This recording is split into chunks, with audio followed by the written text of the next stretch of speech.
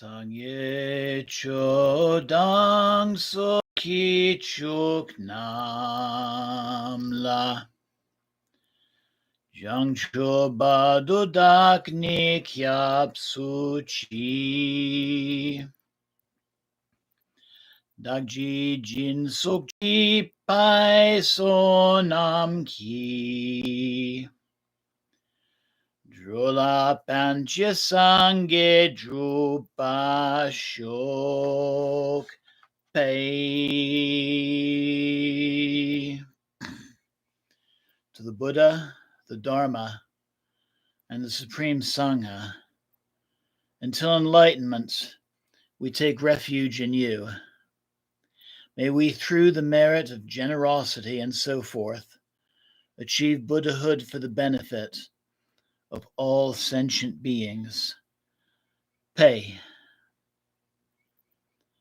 Welcome to Tridevi Chamunda Mandir in Denver, Colorado. This is Yamajit, and thank you for tuning in to this live broadcast, and also for those of you who may be watching the recordings of this in the future. What I just recited is a short prayer called Refuge and Bodhicitta. In this prayer, we take refuge in the Buddha. That can also include our teachers, the Dharma, our spiritual practices, our faith, and in the Sangha, which is the community. We acknowledge that all beings are in a state of suffering, and that we do these practices, these meditations, to help all sentient beings in the relief of their sufferings. I'd like to welcome everybody to the first installment of the daily practices of the Tibetan Book of the Dead. This is the first of what will be 49 daily installments. I'm doing this practice for the spirit of my dear teacher, Nafeeah, of Shiva Mandir, who passed away peacefully this morning. I'm sharing this also for her memory. And yesterday I had what I would call a divine revelation, stating that I needed to present this practice in this way. It's dedicated also to anyone who has recently lost a loved one. I invite you to replay these daily broadcasts, listen to them with your eyes closed, breathing deeply. Let them be a visualization, meditation, and let yourself become a conduit for this information and the conveyance of that information to the loved one which you lost. And finally, this scriptural sadhana is being presented for anyone who just wants to know more about the scripture. So tonight is the day one practices, and also an introduction to this practice. The translation I'm going to use is from this book here, which I highly recommend, Beginner's Guide to the Tibetan Book of the Dead, A Buddhist View of the Afterlife, and it's by Paul Lowe. Actually, compiled by Paul Lowe. I really like this particular version of it. It's really a concise version of the scripture. The wording is wonderful, especially when being shared among Westerners, especially Westerners who maybe haven't studied Tibetan spirituality very extensively. And it's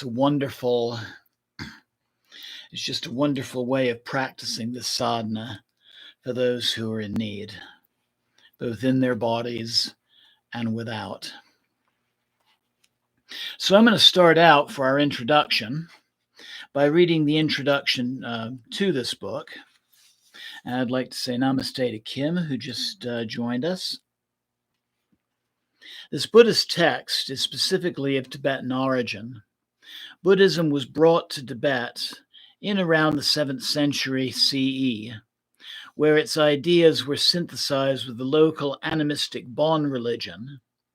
This resulted in the unique Tibetan form of Buddhism. This guidebook to the afterlife is said to be the report of highly developed sages who were able to remember what happened during the 49 days between their earth death and rebirth. The authors integrate Buddhist teachings to help the deceased make the best use of the afterlife opportunities for development. This description of the afterlife is believed to have been first committed to writing in the 8th century. The manuscript used in the original 1927 translation was written in the 17th century. So, some hints to help understand the text. The following key concepts are offered to help one focus on key aspects of the text. The text is a travel guide intended to be read by a living person and listened to by the recently deceased. It is believed that the consciousness, but not the body of the deceased one remains, and the deceased one can clearly hear these instructions. The text describes what the deceased will see and hear in the afterlife. Like a friend reading a map, it gives directions, advice, and encouragement. The premise of this is the goal of existence is to become perfected. People who did not become perfected during their lifetime have unique opportunities to achieve this goal during the 49 days after their physical earth death. The idea of rebirth is central. If the deceased, even with those instructions, is still unable to achieve perfection, the person will be reborn. If nothing else, having heard the guide instructions during this afterlife phase is believed to help the deceased achieve a better rebirth. I'd also add that there may be those of us listening to this now, myself included, who have taken vows as bodhisattvas. That is, we have made the promise that we will take birth again, and again, however many times necessary, helping others through these countless lifetimes until all beings have achieved enlightenment and move beyond suffering. If perfection is not attained, the deceased will be reborn in any of the 6 realms. The text doesn't clearly describe these realms. Most humans will be born as humans.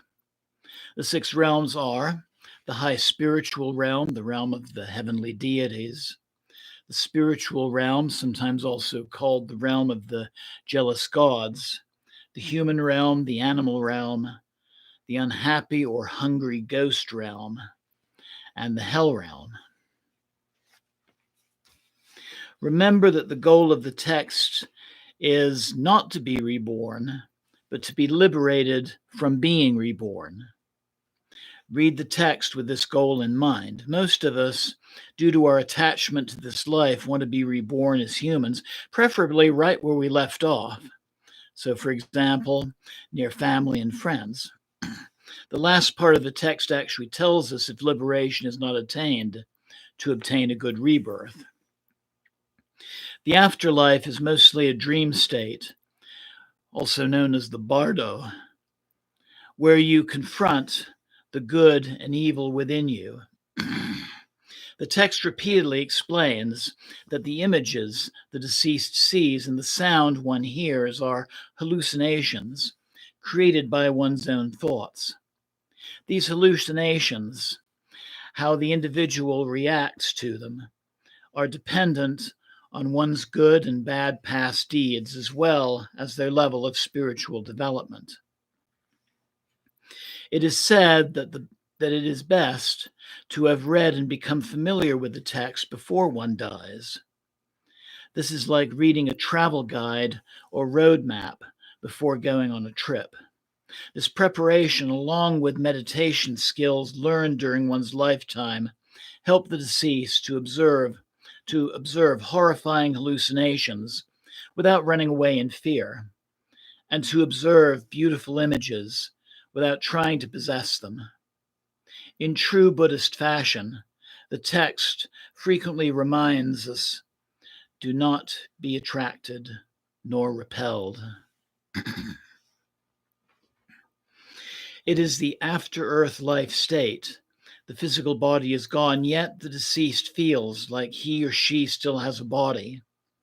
Without a physical body, the deceased gains supernormal perception and abilities.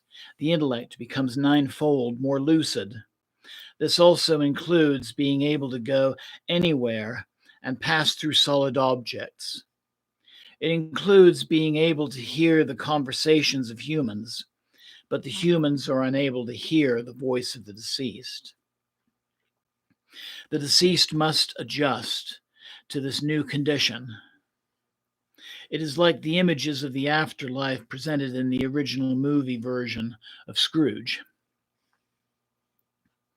The text summarized. Phase 1, the phase of the moments of death. That phase of the moments of death begins as the person is about to cease breathing and lasts 3.5 to 4 days. Passages are read to the dying person, much like the Catholic last rites, and this is something I did for my friend Nafeeah yesterday. The reader informs the probably confused person that death is about to occur and explains what will be experienced. At death, the bright, clear light is seen. This is like the clear light popularized in the media in recent years, as described by those with near-death experiences. Later, he or she will hear loud sounds like 1,000 thunders simultaneously sounding. The deceased is encouraged to observe these and not be frightened by them. These are your own creations, the scripture tells us. Based on the deceased's level of development, he or she will be more or less confused. Most will wander as if they are dead or not dead. Recommendations are given. Do not cling with fondness and weakness for this life. The danger of the after physical death existence is explained. You are incapable of dying.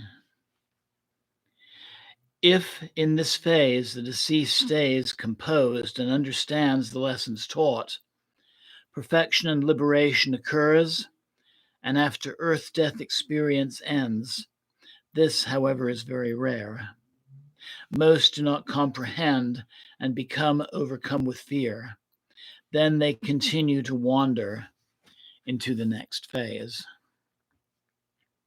Phase 2, this is the phase of experiencing reality.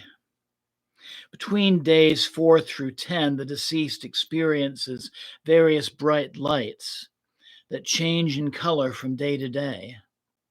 Those of lower development will be frightened by the intensity of these and will try to direct attention toward areas of less intense light. The text reader explains the origin of these lights and urges the deceased to stay calm and follow the path of the bright lights. Between days 11 to 17, the deceased experiences incredible hallucinations of grotesque scenes, which, if unprepared, will be very frightening. The text reader explains these images and their sources and encourages he or she to observe them with equanimity. For though it is only a stuffed lion skin. If one does not know it to be, so fear arises. Again, most will become afraid during these settings face to face and not realize their true nature. Therefore, they will continue to wander. Phase 3, the after-death world and the process of rebirth. This phase has two parts. The first part, to be read the 19th and 35th day after death, describes after-death worlds, begins by reviewing with the deceased what has occurred over the past 3 weeks. The deceased is reminded that he or she no longer has a physical body, which, though frightening, allows he or she to travel anywhere and to hear earthbound talk. He or she is encouraged to stay in a meditative state of mind. In characteristics of existence in this intermediate state, the deceased will see friends and relations and want to be with them and talk to them. This will make the deceased feel miserable, but the text implores not to feel this way and to abandon these attachments. The reader explains that the deceased will see and hear many frightening images, and that these are created within one's own mind and caused by one's own past deeds. Again, the meditative state of mind is encouraged. The next text segment is called The Judgment, and is much like the Christian lore of meeting St. Peter at the gates of heaven. They will count out your good deeds with white pebbles, and will count out the bad deeds with black pebbles. The Lord of Death, Lord Yama, will cut off your head, extract your heart, pull out your intestines, and lick up your brain. For this will frighten the deceased. The text encourages by assuring that these are hallucinations, because without a physical body, voidness cannot injure voidness. Oh, pardon me. Sorry about that. Next, the all-determining influence of thought is discussed. The reader tells the deceased not to get upset if prayers by the living are not done correctly, or if the deceased sees people using things that he or she once owned. The deceased is encouraged to abandon these attachments.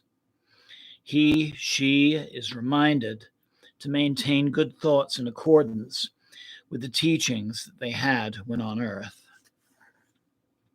The deceased now gets a glimpse of the 6 realms of potential rebirth. The light that is placed wherein you are born through the power of the past will shine most prominently. Your body will partake in that color of the light of the place which you are to be born. The text then tells how to avoid such a birth, if so willed. Part 2. If this final phase explains the process of rebirth, it then also to be read between about the 30th and 49th day after Earth death. Since the text's goal is liberation, not rebirth, initially is discussed 5 ways to avoid rebirth by not entering the womb. This is called closing the door of the womb. Note that the third method given in this 7th century manuscript describes Freud's 20th century popularization of the Oedipus complex.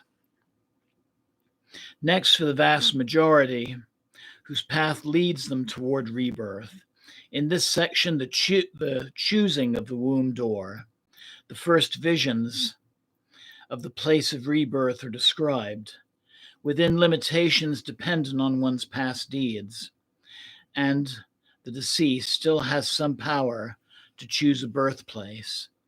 It is recommended to choose a place where religion abounds. Other suggestions on how to do this are given, including how to re-enter the human world. The final section reviews the afterlife experience and the importance of this text. Upon completion of this text, the interested reader is encouraged to explore the original 1927 translation and commentaries by Evans Vance and others. After completing this rendition, the original translation will be much more understandable. So again, thank you so very much for joining me. I want to say a little bit about the meditational image, which I'll be using through this series. This is a metal tanka, which shows Lord Yama, god of death, and the upholder of Dharma, embracing his consort, Ma Chamunda. I also have Ma Krodakali, the black Dakini Tromanagmo, who has been featured in many of our Cho presentations, and favorite image of mine of the fasting Buddha. So for day one, I'm going to read two versions of the day one sadhana. The first one has some slight rephrasing to it and is designed to be read to a person on his or her deathbed. And this was the version that I read for Nafeeah yesterday. And then I'm going to read another version of the same sadhana. And this is for somebody who has to be read as soon as possible after somebody has actually passed away, has actually left their body. So I'll be sharing both of those versions with you this evening. So with that, for those of you who are doing these practices for someone close to you who has recently died, I invite you to take a second to just make the sankalpa, make the intention that you are doing this sadhana for the good of all sentient beings, that you are choosing to act as a conduit of this information to the spirit of that person who has recently departed. And so I invite you to close your eyes and breathe deeply. Take a moment and visualize the person.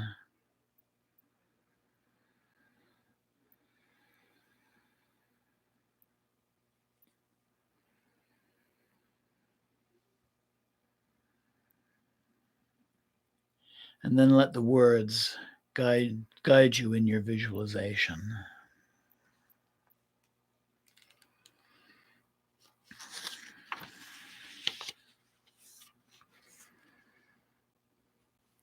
Days 1 to 2. This initial state lasts from a few seconds to as long as 4 days after physical death.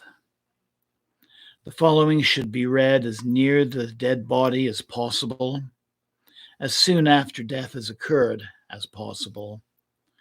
Ideally read next to the dead one when they die. And this first section again can also be read while the person is in the process of dying. If the body is not available, use the deathbed or the favorite chair or bed of the dead one.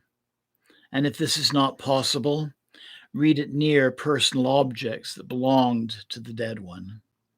And if this is not possible, imagine an image of the dead one.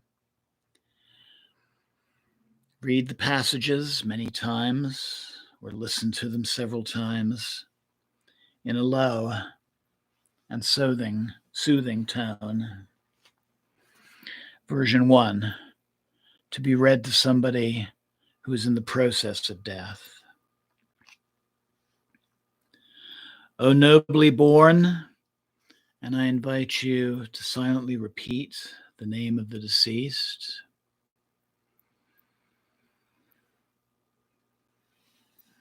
The time has now come for you to seek a beneficial path. Your breathing is about to cease, and I am here with love to help you sit face to face with the clear light. You are now in the process of leaving behind your physical body to experience what appears like a void and cloudless sky. You see spotless intellect like a vacuum without sides or center. At this moment, merely observe this state and abide within it. I too, at this time, am sitting with you face to face. O nobly born, and I invite you once again to repeat the name of the deceased.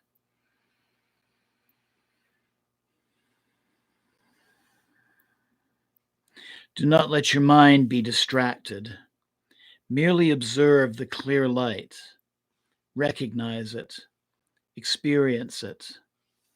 Know that you are in a state of after death, after the death of the body. Or know that you are in the state of leaving your body. Take advantage of this death. This experience has much power and can do much good. You are now experiencing the radiance of the clear light of pure reality. Your present intellect is in real nature void, not formed into characteristics of color, naturally void. This is the true reality. It is all good. O nobly born, and again, please silently repeat the name of the deceased.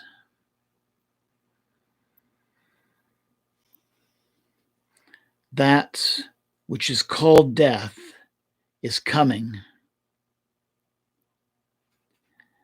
and is coming for you now. As the time of death approaches, take advantage of this death. Shape your thoughts by resolving with love, compassion for the good of all beings and who dwell in your own perfection. Shape your thoughts, especially at this time when the clear light can be realized for the benefit of all beings, and know that you are approaching this state. Do not be distracted. Just observe the light and nourish your feelings of love and compassion. Stay resolute. Remember the acts of kindness you performed during your lifetime. O reverent, and once again repeat the name silently. Know that you are experiencing the fundamental clear light. Try to abide in that state which you are experiencing. Know the clear light is your own intellect, unobstructed, shining, thrilling, and blissful. This light is your own consciousness, inseparable from everything, having no birth nor death. Knowing this is enough to be distracted. This experience has much power and can do so much good.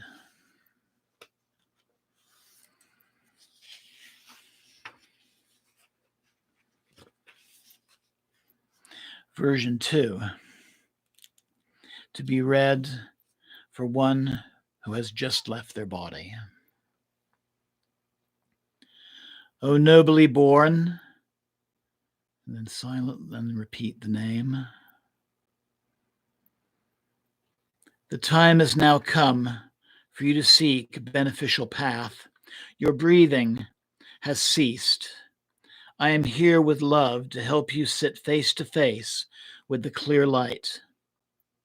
You are now leaving behind your physical body to experience what appears like a void and cloudless sky. You see spotless intellect like a vacuum without sides or center. At this moment, merely observe this state and abide in it. I too at this time am sitting with you face to face. O nobly born, then repeat the name. Do not let your mind be distracted. Merely observe the clear light. Recognize it, experience it. Know that you're in a state of after death of the body. Take advantage of this death. This experience has much power and can do so much good. You are now experiencing the radiance of the clear light of pure reality. Your present intellect is in real nature void, not formed into characteristics of color, naturally void. This is the true reality. It is all good. O nobly born, and repeat the name. That which is called death has come to you now, and now is the hour of death. Take advantage of this. Shape your thoughts by resolving with love and compassion for the good of all beings, and dwell in your own perfection. Shape your thoughts, especially at this time when the clear light after death can be realized for the benefit of all beings. And know that you are now in this state. Do not be distracted. Observe the light and nourish your feelings of love and compassion. Stay resolute. Remember the acts of kindness you performed during your lifetime. O Reverend, and again repeat the name. Now that you are experiencing the fundamental clear light, try to abide in that state which you are experiencing. Know that the clear light is your own intellect, unobstructed, shining, thrilling, and blissful. This light is your own consciousness, inseparable from everything, having no birth nor death. Knowing this is enough. Do not be distracted. This experience has much power and can do so much good.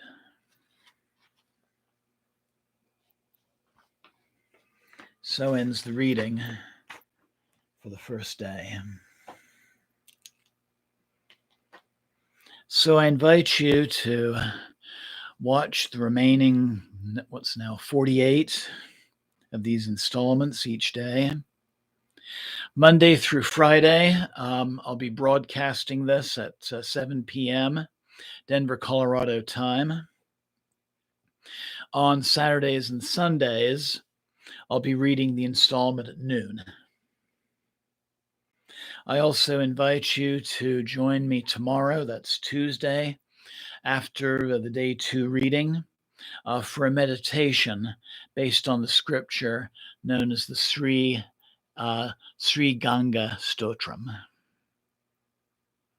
I want to thank everybody for joining me, who is joining me live now, and for everybody who will be watching the recordings in the future.